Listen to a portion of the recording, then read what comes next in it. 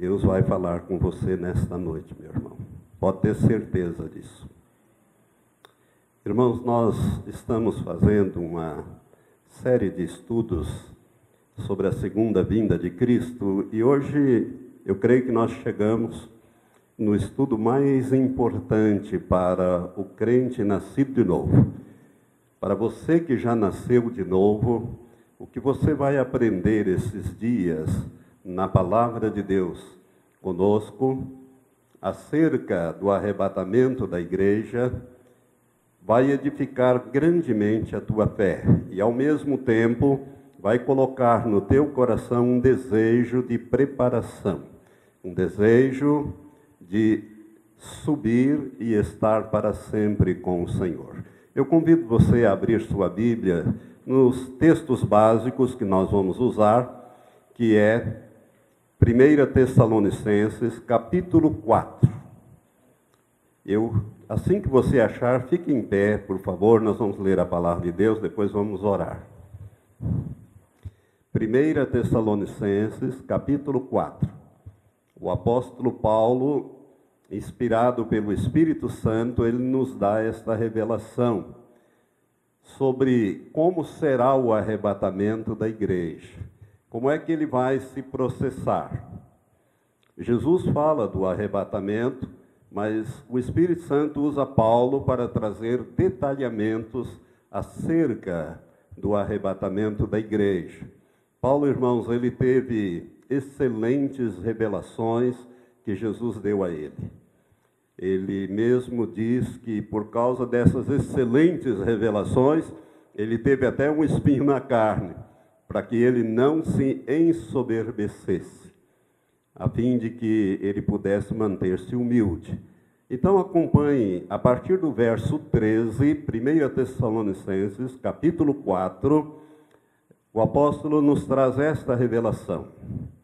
Não queremos, porém, irmãos, que sejais ignorantes acerca dos que já dormem. Paulo usa aqui um eufemismo, o apóstolo está usando um eufemismo, uma figura de linguagem. Dorme aqui é morrer, ou seja, alguém que dormiu no sentido de estar morto fisicamente, não espiritualmente, mas fisicamente. Não queremos, porém, irmãos, que sejais ignorantes acerca dos que já dormem, para que não vos entristeçais como os outros que não têm esperança.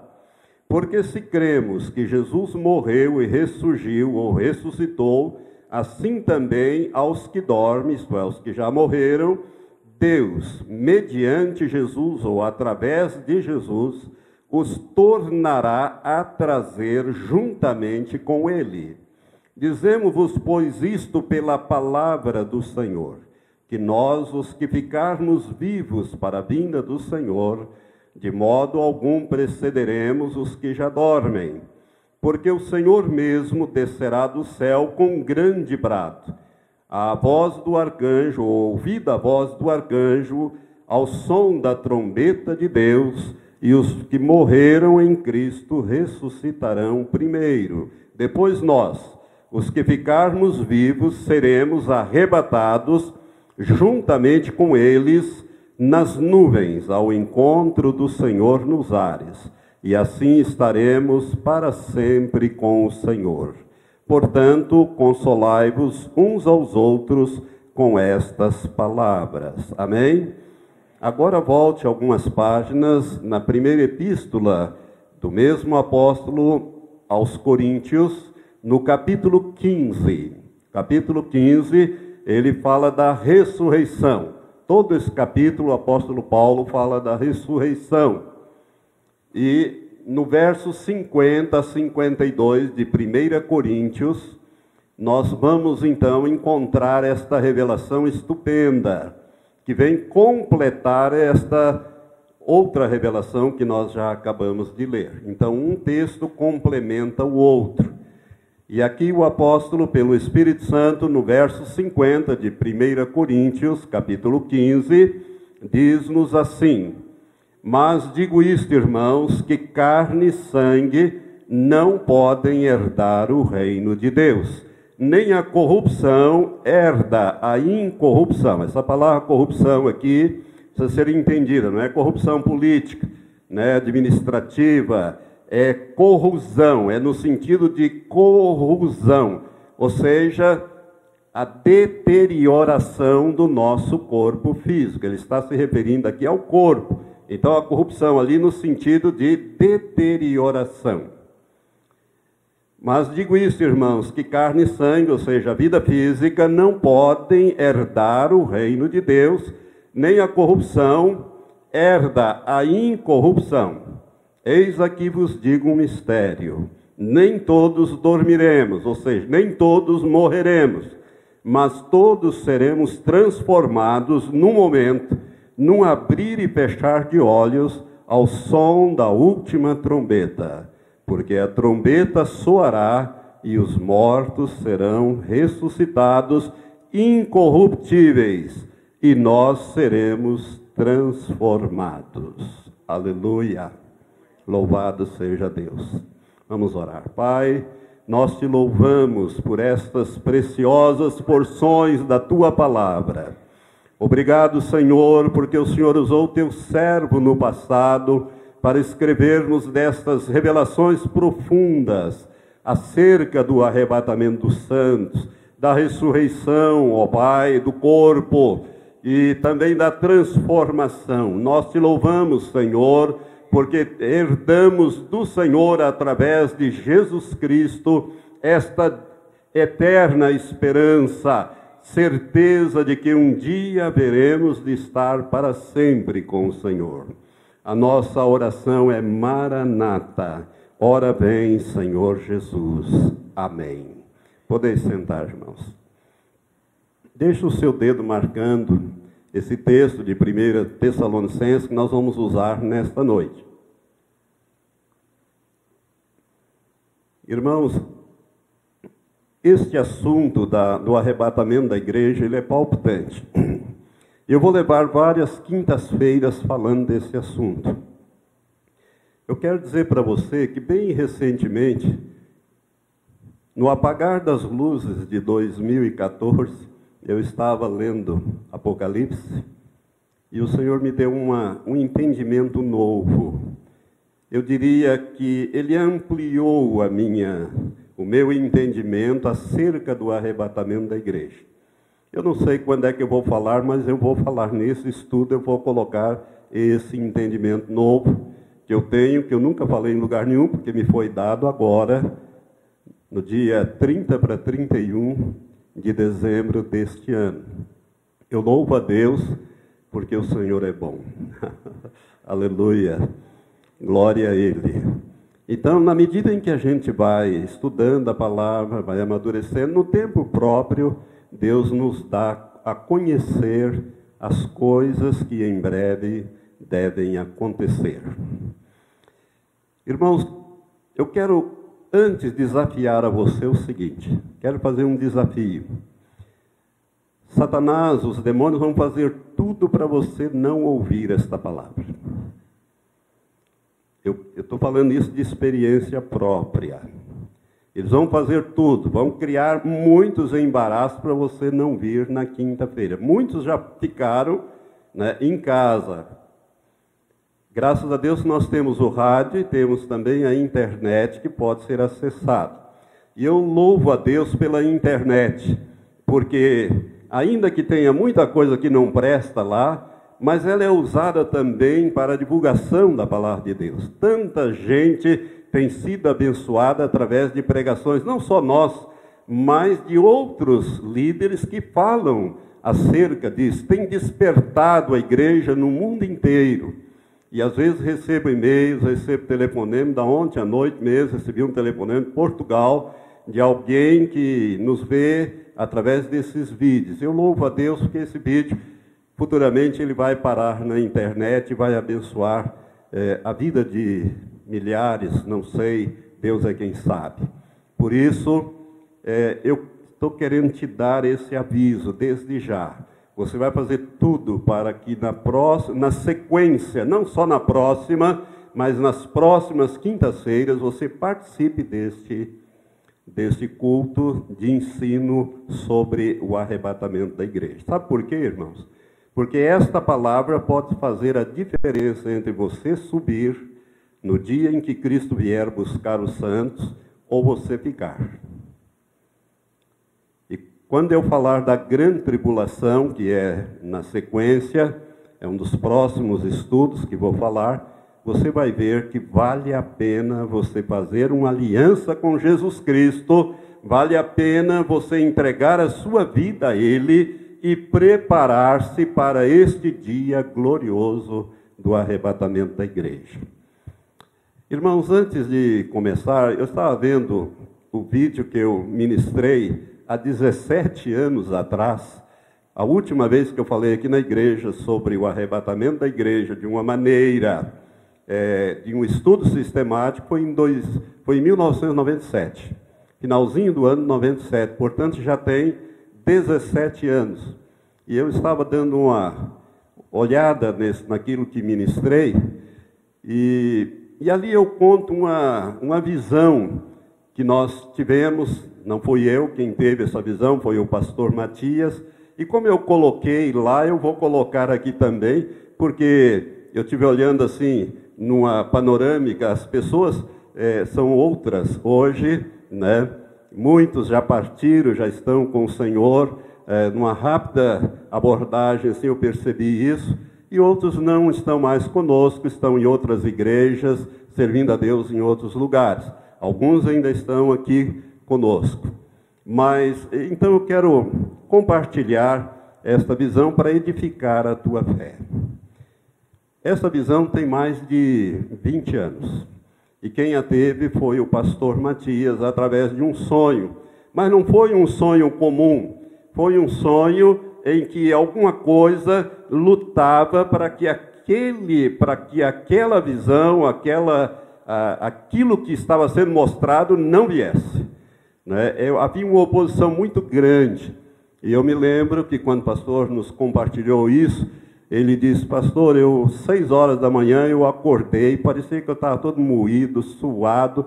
Aí é que eu consegui dormir alguma coisa, porque a noite toda eu lutei com nessa visão. Parecia uma coisa assim como se Satanás não quisesse que isto viesse até mim, para que eu pudesse compartilhar com o irmão, e se o irmão quiser, com a igreja. Então, irmãos, nessa visão, quanto isto para a glória de Deus, não para a minha glória, longe de mim isto, nesta visão era cerca desta igreja aqui. E nós estávamos no campo, nós estávamos numa área rural, e havia uma multidão de gente muito grande conosco ali. E eu liderava todo esse povo. Eu estava à frente. E eu ia conduzir este povo a um lugar de refúgio, a um lugar especial. E somente eu sabia como chegar a este lugar. E eu estava à frente, liderando. Pastor Matias estava, outras pessoas também estavam ali, irmãos conhecidos, e muita gente conosco. E era uma estrada rural, era uma estrada muito estreita, dessas que carroça passa, carro, uma estrada rural no chão, e como se fosse uma trilha, e eu estava então liderando aquele grupo, e era muita gente, segundo ele me detalhou. Então, na medida em que nós começamos a andar ali naquela visão, eu dizia: olha, prestem atenção, vocês precisam andar na trilha, na estrada, não saiam fora deste lugar, não saia fora da trilha, não saia fora da estrada.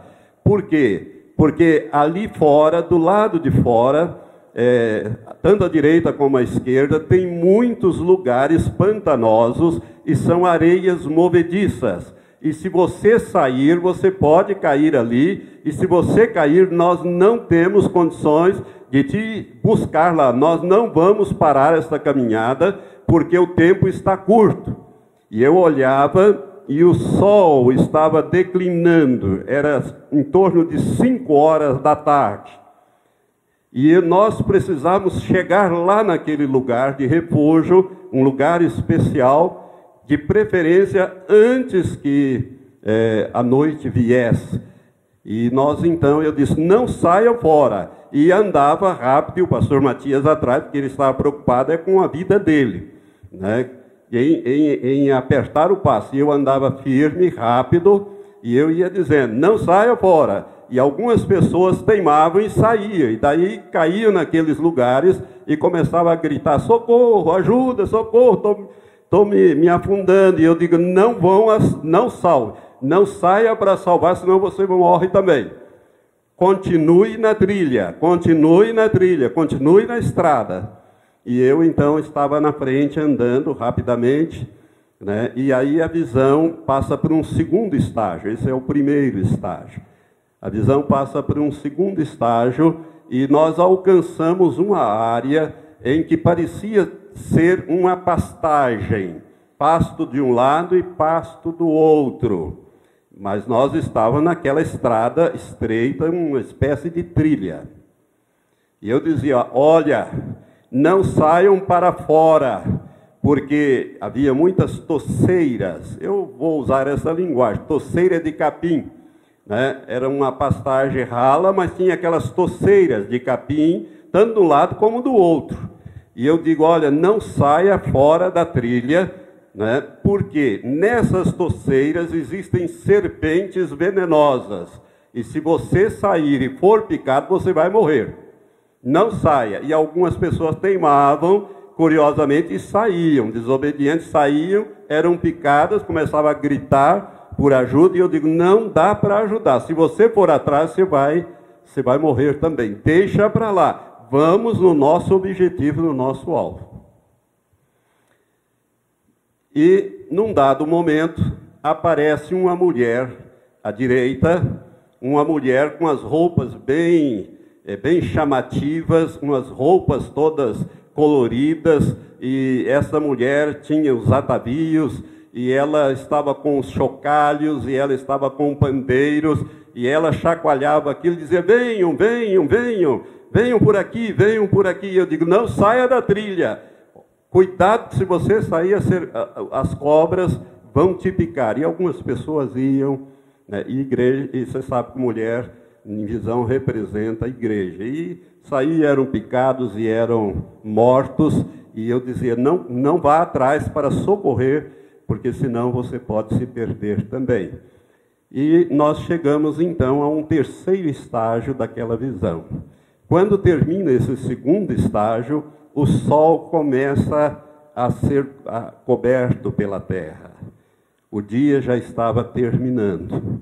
E aí eu olho para frente, naquele terceiro estágio, ali havia uma mata que fora derrubada, totalmente derrubada, e depois tacada a fogo, como se fazia antigamente, e nós tínhamos que passar por aquele lugar, mas a estrada, o caminho parava ali, e eu dizia, andem comigo, não saia da trilha, porque eu sei uma maneira de nós passarmos este lugar sem perigo.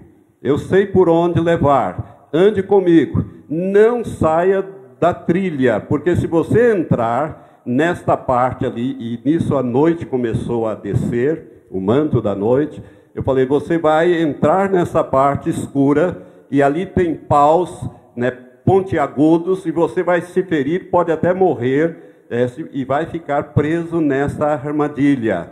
Então não sai. Eu ia falando e andando, eu ia gritando, falando e ia andando. Eu não parava para dar explicação em nenhuma situação.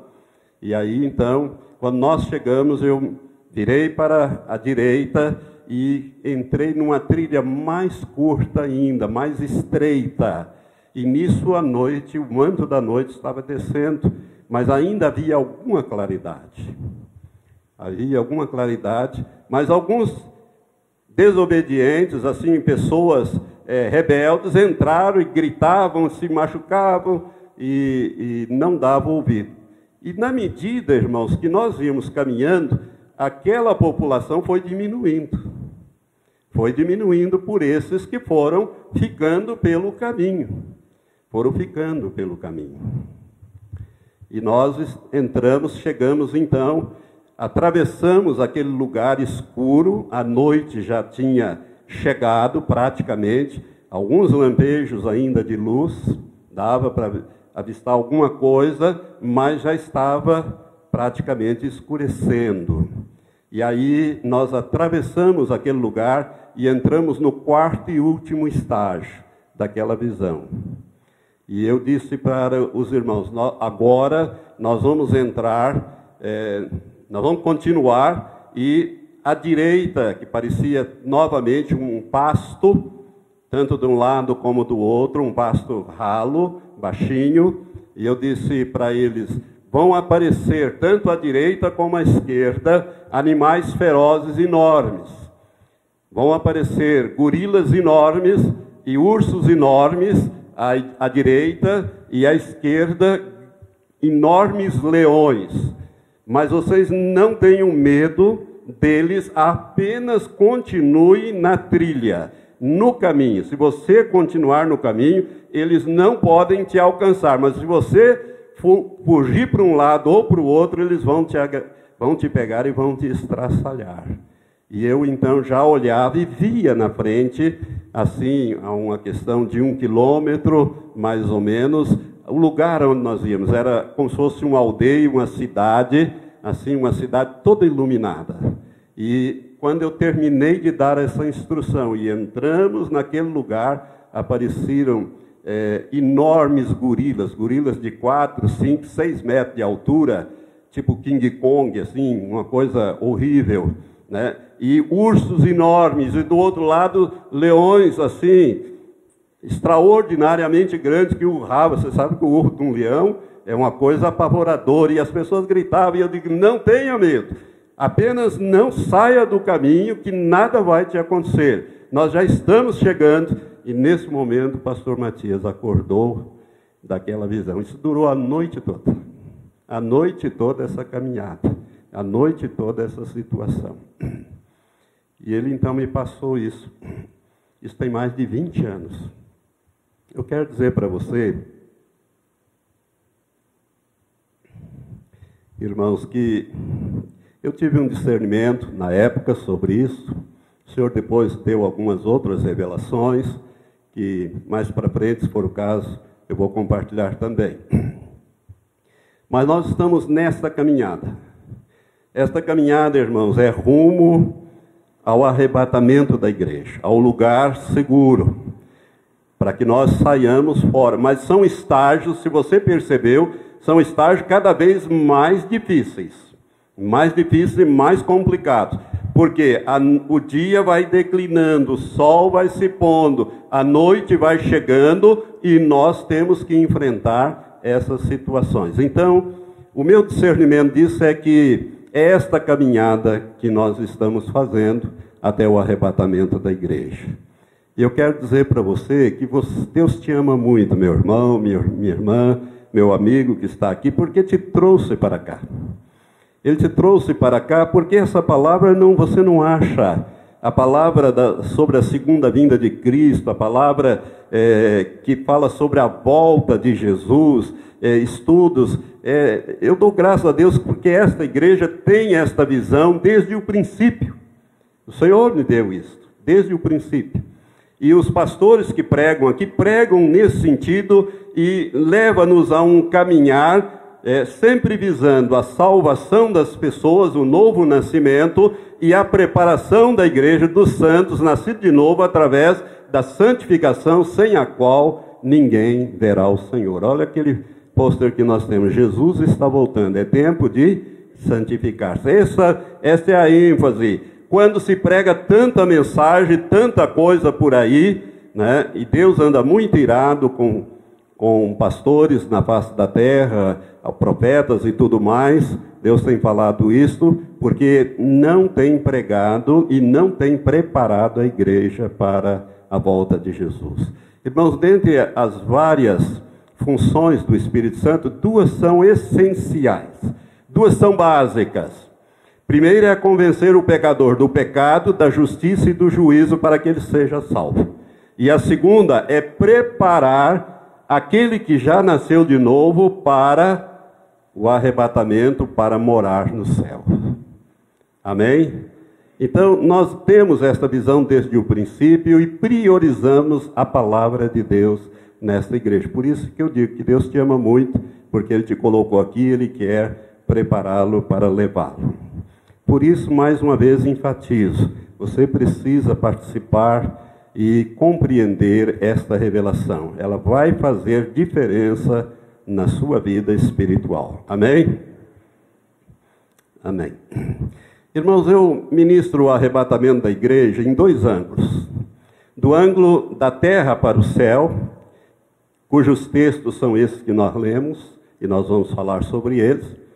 Essa é a primeira ministração, da terra para o céu. Como é que vai ser o arrebatamento? Nós indo, subindo para encontrar o Senhor nos ares. Mas também ministro o arrebatamento da igreja do ângulo do céu para a terra, ou seja, do ângulo de cima para baixo, de baixo para cima e de cima para baixo. Como é que Deus opera o arrebatamento? Aonde Ele revelou o arrebatamento da igreja no ângulo do céu para a terra, que é um estudo extraordinário que o Senhor me deu ao longo do tempo. Hoje tem vários pastores que ministram nesse sentido, mas eu, quando comecei, não sabia de nenhum, não conhecia nenhum, nunca li um livro que falasse dessas coisas, como eu vou dizer para os irmãos. Então eu fico muito feliz, porque o Senhor nos tem dado esta oportunidade de preparar a igreja. Começando então nossa meditação em 1 Tessalonicenses, capítulo 4, eu vou citar muitos textos de cor, sabe, irmão? Vou citar o texto e vou citar de cor, porque assim vai um pouco mais rápido, né? Vai um pouco mais rápido. Eu quero dizer para você que Jesus disse que Ele iria voltar. Jesus falou que Ele ia voltar. As pessoas não sabem disso. Se você for falar que Jesus vai voltar, as pessoas aí fora vão dizer que você não está muito bom da cabeça, não. Eles conhecem um Jesus histórico, um Jesus que morreu, dizem que ressuscitou e que está hoje no céu, sentado lá fazendo algumas coisas lá, né? Mas quando eles olham para o Jesus, é o Jesus morto, é aquela coisa. Então eles não têm ideia de que Jesus vai voltar, mas Jesus disse que ia voltar. Quando Jesus, na noite em que Ele foi traído, na noite em que Ele foi entregue, Jesus ele celebrou a Páscoa judaica, encerrando o seu ministério, instituiu a ceia. E se você olhar no Evangelho de João, os capítulos 13, 14, 15, 16 e 17, é Jesus se despedindo e dando as últimas revelações, se despedindo dos discípulos. Ele encerrou naquela noite, foi a noite que ele foi traído, a noite que começou o seu sofrimento. Naquela noite, Jesus ele vai se despedindo dos discípulos, ele diz: olha, eu preciso ir, porque se eu não for, o Espírito Santo não virá. Mas se eu for, eu vou enviar o Espírito Santo, não é? Eu vou enviar o Espírito Santo, ele vos ensinará todas as coisas, ele ensinará acerca das coisas que vão acontecer, ele vos instruirá, ele estará convosco para sempre, convencerá o pecador do pecado, da justiça, do juízo. Ele vai falando do Espírito Santo. E Jesus, no capítulo 14, eu vou citar os 3 primeiros versículos de cor. Jesus disse assim: não se turbe o vosso coração, porque os discípulos começaram a ficar tristes, porque ele estava dizendo que estava de partida. Ele disse: não se turbe o vosso coração, credes em Deus, crede também em mim. Na casa de meu pai há muitas moradas. Se não fosse assim, eu vou-lhe teria dito: eu vou preparar-vos lugar.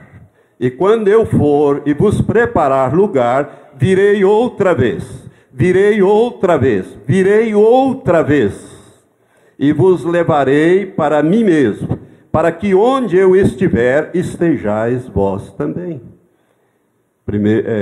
João capítulo 14, os 3 primeiros versículos. Então Jesus disse que ele voltaria. Ele disse: eu virei segunda vez. Ele não usa a expressão segunda vez, mas ele usa: virei outra vez e vos levarei para mim mesmo. Ele está falando ali do arrebatamento.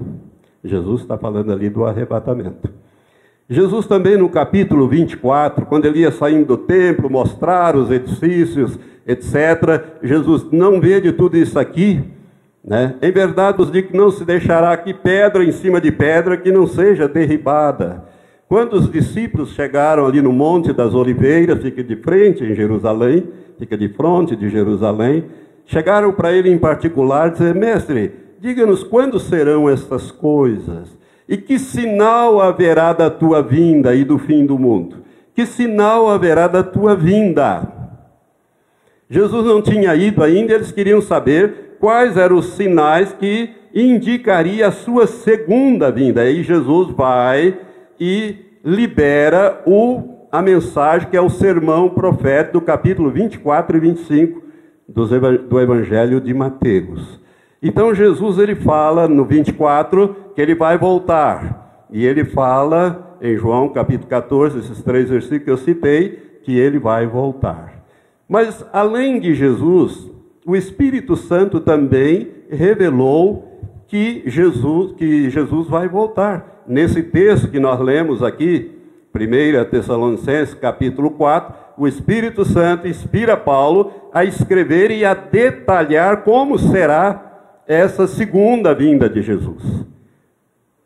Então o Espírito Santo afirma que ele vai voltar. O Espírito Santo que habita em nós, que está conosco, né? Que Jesus disse que ia liberar, liberou. O Pai mandou o Espírito Santo, né? O outro eu, ou seja, para que estivesse para sempre conosco. E ele disse, usou Paulo para escrever, não somente nesse texto que nós lemos, mas naquele outro que lemos também, de 1 Coríntios 15, de que o arrebatamento, Jesus vai voltar.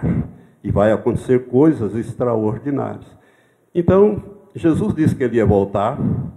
O Espírito Santo diz que Jesus vai voltar uma segunda vez, vai voltar, vai estar conosco segunda vez. E os anjos também disseram que Jesus vai voltar. E o tempo está voando, e já estou preocupado, eu estou no início da coisa. Mas é muito importante o que eu quero falar. Eu não quero apurar muito, irmãos, eu quero ir, porque estou ministrando 17 anos depois na nossa igreja. Nas outras igrejas eu tenho que fazer uns resumos rápidos, mas aqui eu não vou fazer resumo rápido, não. Eu quero descer um pouco mais com os irmãos.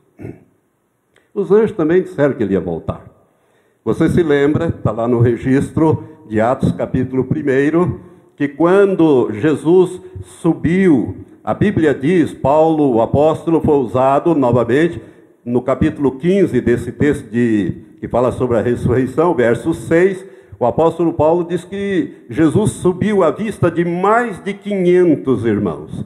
Então tinha lá uma pequena multidão de discípulos, entre eles os apóstolos, ali, e Jesus foi subindo lentamente do Monte das Oliveiras, e ele foi subindo e dando as últimas instruções, foi subindo até que veio uma nuvem, o encobriu, e eles, aqueles 500, ficaram olhando, querendo ver mais alguma coisa, quando de repente 2 varões com vestes resplandecentes, ou seja, anjos, se colocou ali com eles e disse: varões galileus, por que estáis olhando para as alturas?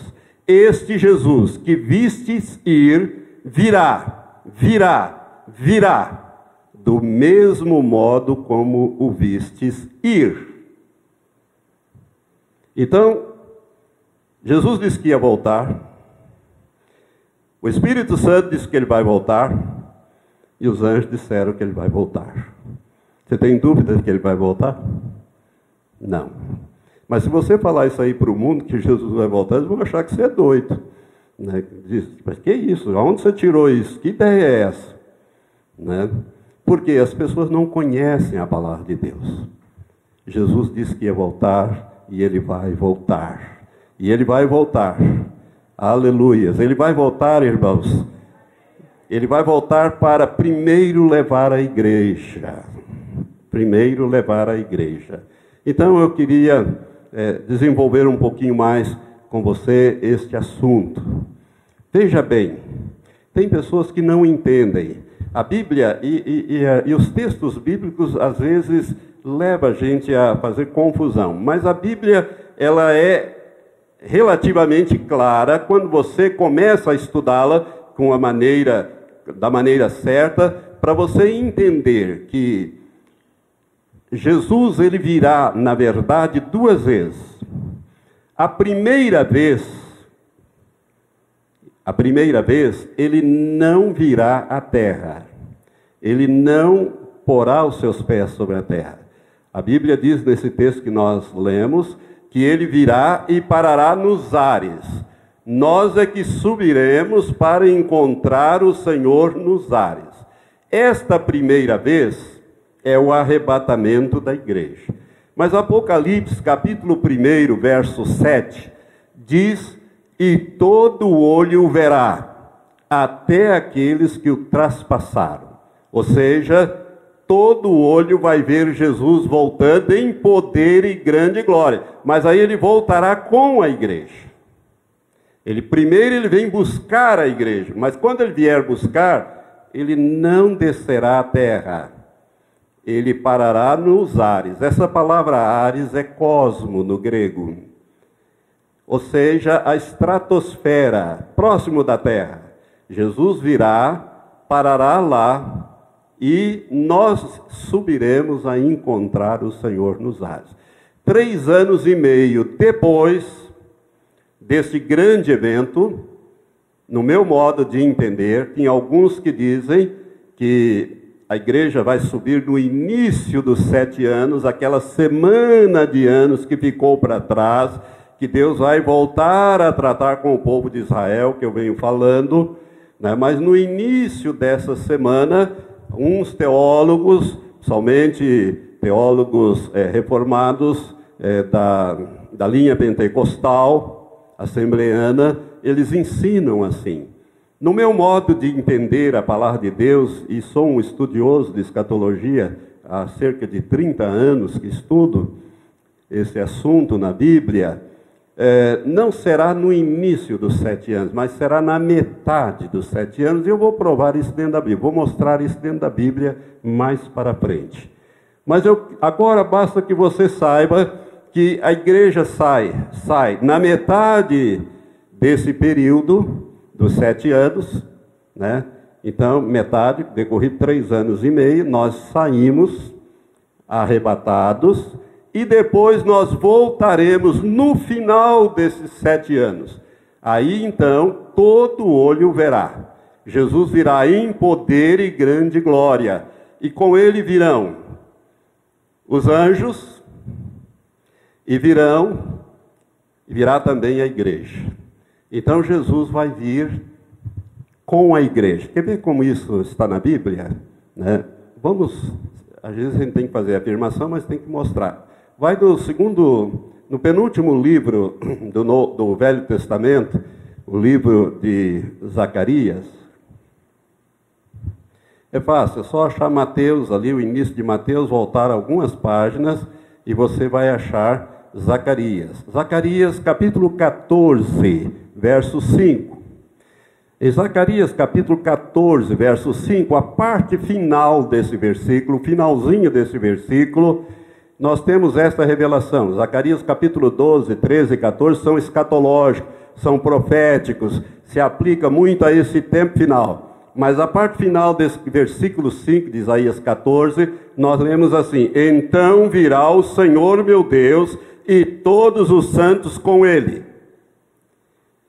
Então, quando Jesus voltar, visivelmente, em poder e grande glória, com os anjos, os santos que foram levados no arrebatamento vão voltar com ele. E nesse momento ele vai pôr os pés no Monte das Oliveiras, ao versículo 4 para cima. Diz assim: naquele dia estarão os seus pés sobre o Monte das Oliveiras, que está defronte de Jerusalém para o Oriente, justamente o Monte das Oliveiras, da onde ele ascendeu ao céu, da onde ele subiu ao céu, né? Que está defronte de Jerusalém para o Oriente, e o Monte das Oliveiras será fendido, rachado ao meio, pelo meio, do Oriente para o Ocidente, e haverá um vale muito grande, e metade do monte se removerá para o norte, a outra metade para o sul. Ou seja, Jesus porá os seus pés em poder e grande glória, e ele descerá com os anjos e os santos e porá os seus pés no Monte das Oliveiras. Agora você imagina, né, quando Jesus tocar o Monte das Oliveiras racha no meio. Racha no meio. O poder que acompanha o nosso Senhor. E nós viremos para tomar posse desta terra. É quando vai se travar a batalha do Armagedon, que eu vou falar mais para frente. Depois que eu terminar esse estudo, eu devo dar continuidade falando da batalha do Armagedon. Mas então Jesus voltará em poder e grande glória. Então você precisa distinguir essas duas afirmações bíblicas. A primeira, ele vem e para no cosmos. É nós que subiremos para encontrar o Senhor nos ares. Aí ninguém vai ver Jesus. Lembra que os anjos disseram que ele virá do mesmo modo como vistes ir? Eu pergunto para você, quando Jesus subiu ali no Monte das Oliveiras, quem é que viu ele subir? Aqueles mais de 500 que estavam ali, e ninguém mais. O sumo sacerdote não viu, os escribas, os fariseus, Pôncio Pilatos, os soldados romanos, ninguém viu Jesus subir. Lentamente. Quando ele vier, que ele para lá, também a igreja, ninguém vai ver a igreja subir, vai desaparecer. Irmãos, vai ser um caos essa terra. O arrebatamento da igreja é o acontecimento bíblico e o maior acontecimento que vai se dar na face da terra é o arrebatamento da igreja. Porque quando o arrebatamento da igreja acontecer, milhões de pessoas desaparecerão da face da terra. E vão desaparecer instantaneamente, tanto do hemisfério norte como do hemisfério sul. Você pode imaginar o que vai acontecer? Eu vou contar para você, vou fazer uma referência, não hoje, porque faltam 5 minutos apenas para o meu tempo. Eu sei que a gente poderia falar até mais tarde, mas eu tenho que respeitar o horário. Nós estamos no rádio e temos irmãos também nos acompanhando, e eu gostaria que eles acompanhassem totalmente esse estudo. Mas eu vou lhes falar de uma revelação do que sucede depois do arrebatamento. Milhões de pessoas vão instantaneamente. O próprio Senhor Jesus falou disso em Lucas capítulo 17. Jesus disse assim: 2 estarão na cama dormindo, um será tomado, será levado, e o outro será deixado. 2 estarão no campo, um será levado e o outro será deixado. 2 estarão na cama, o marido e a mulher dormindo. A mulher sobe e o marido fica. Você pode imaginar? Ou vice-versa, né? Como é que vai ser isso? As crianças desaparecem. Você pode imaginar o caos que vai virar esse mundo? As coisas vão ser muito difíceis. Mas sobre isso eu vou falar na próxima quinta-feira. Nós vamos então parar aqui. Mas a Bíblia é muito clara que esse acontecimento, que nunca mais vai se repetir, ele está muito próximo de acontecer. Irmãos, no primeiro estudo que eu dei sobre este assunto, eu falo sobre Israel, o relógio de Deus, e mostro para a igreja que nós somos a última geração, a geração que verá a consumação de todas essas coisas, a geração que vai participar do arrebatamento da igreja, a geração final. Jesus disse que a geração que visse os sinais se cumprirem, que ela não passaria sem que tudo se cumprisse, que poderia passar o céu e a terra, mas esta geração não passaria. Essa é a nossa geração. É a geração que viu a figueira brotar, que é um símbolo de Israel, né? A figueira brotar. E eu quero dizer para você que Israel está chegando na época de completar os 70 anos, que no meu entendimento é a duração de uma geração bíblica. Porque a Bíblia fala no Salmo 90, usando Moisés para escrever. Deus usa Moisés. Moisés foi o último homem na Bíblia que viveu 120 anos. E a Moisés Deus disse que a duração da nossa vida, no Salmo 90, é de 70 anos. Então, uma geração bíblica, no meu modo de entender, dura 70 anos. Você sabe que a figueira brotou no dia 14 de maio de 1948, quando foi instalado o moderno Estado de Israel, o atual Estado de Israel, que é o relógio de Deus, profeticamente falando, que foi criado por uma resolução da ONU, resolução 180, do Conselho da ONU, né, em 1947, e instalou-se em 14 de maio de 1948. A figueira brotou, ela não foi plantada, ela estava como que adormecida, e de repente ela voltou à vida. Ela brotou. E a partir dali ela vem lançando folhas. Então nós somos essa geração. Eu sou da geração de 40, e Israel brotou em 48, né?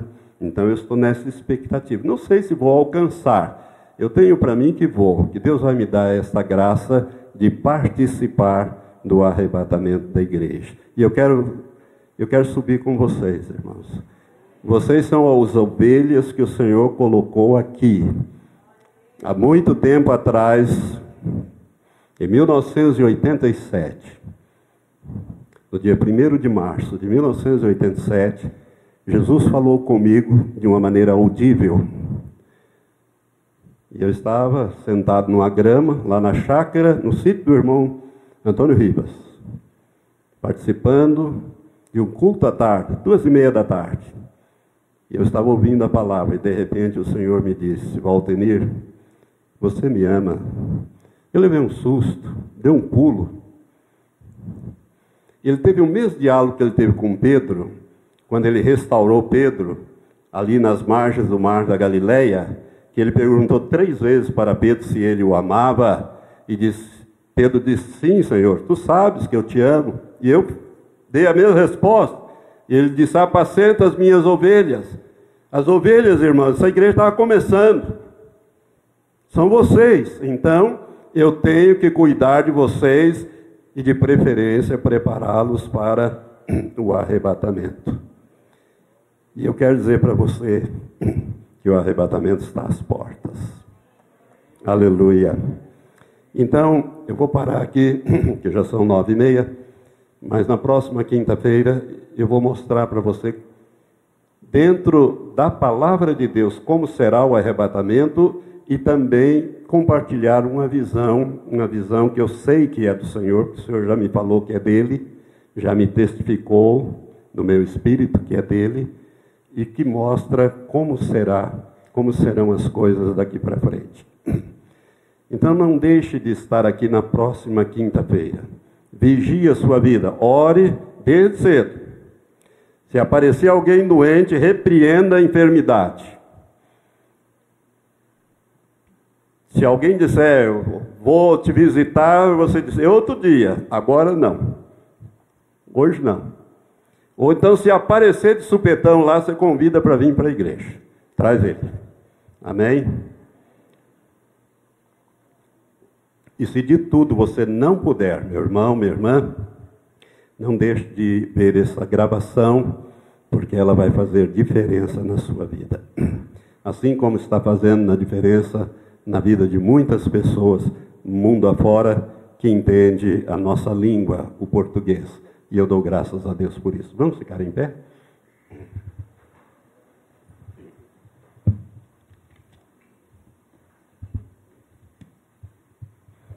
Você foi abençoado hoje? Graças a Deus, né? Irmão, quem pertence ao Senhor tem uma alegria em descobrir essas coisas. Agora, eu quero dizer para você que ainda não fez a tua decisão entregando a tua vida a Jesus. Você precisa fazer isso. Vale a pena. vale a pena você fazer uma aliança com Deus através de Jesus Cristo. Porque o que te espera na eternidade é algo extraordinário.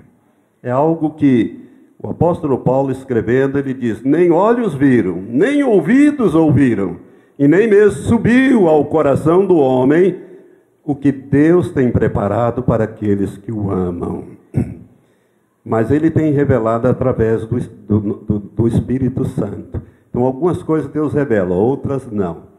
As coisas reveladas nos pertencem, as não reveladas pertencem a Deus. A Bíblia diz isso.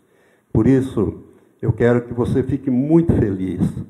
Se você já fez a sua decisão com o Senhor, saiba que o Senhor quer prepará-lo para que você abandone o pecado, que a sua vida mude, deixar Ele te limpar, moldar, trabalhar com você, para você subir muito brevemente, para estar para sempre com o Senhor. Levante as suas mãos. Pai, nós levantamos as nossas mãos num gesto de gratidão. Ó Deus Santo, a Tua palavra diz: como escaparemos nós se descuidarmos desta tão grande salvação?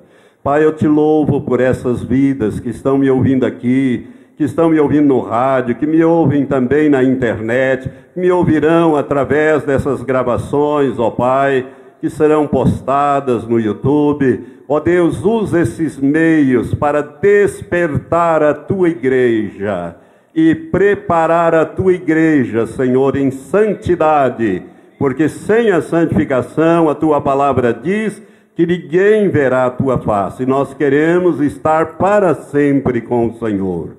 Por isso, ó Pai, nós rogamos que o Senhor nos traga de volta na próxima quinta-feira. Ó Deus, nos dê a saúde, o ânimo, as condições de estarmos aqui, ó Deus, para aprender mais, e que esta palavra, Senhor, faça uma mudança na nossa vida. Mude-nos completamente, dê-nos uma perspectiva nova, Senhor, uma perspectiva elevada do Teu reino. Maranata é a nossa oração. Ora bem, Senhor Jesus. Assim nós oramos em nome de Jesus. Amém. Graças a Deus.